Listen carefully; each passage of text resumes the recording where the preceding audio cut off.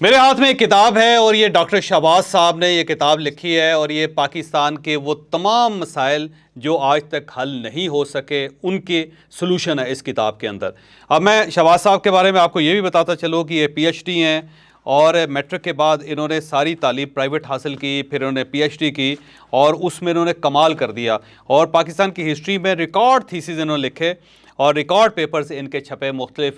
जरीदों में, आलमी जरीदों में। और इनको एक बहुत बड़ा ब्रेन समझा जाता है पाकिस्तान का। मैं इनसे मिल चुका हूं और मैं इनकी सलाहियतों से बड़ा हैरान हुआ कि पाकिस्तान में एक छोटे से इलाके से ताल्लुक़ रखने वाला शख्स अगर काम करे तो वो कहां तक पहुंच जाता है। इनकी जो अपनी स्टोरी है वो बहुत ज़्यादा इंस्पायरिंग है और अगर आपने ज़िंदगी में कामयाब होना है तो मेरा ख्याल है आपको डॉक्टर शहबाज के पास बैठ के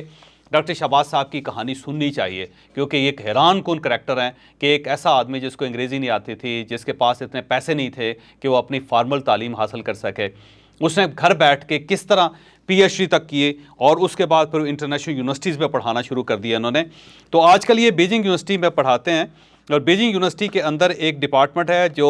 इकनॉमिक मसाइल को और बड़े बड़े प्रोजेक्ट्स को डील करता है। तो उसके अंदर वाहिद पाकिस्तानी है जो वहाँ पे ये पढ़ा रहे हैं। इनकी जो स्पेशलाइजेशन है वो एनर्जी एंड एनवायरनमेंटल इकनॉमिक्स में है और ये बिल्कुल एक डिफरेंट सब्जेक्ट है। तो ये किताब जो है बेसिकली उन्होंने जो मुख्तलिफ मज़ामीन लिखे थे जो इंटरनेशनल जरीदों में छपे हैं उनके ऊपर मुश्तमिल है और इसके अंदर देखें सॉल्विंग अनसॉल्व्ड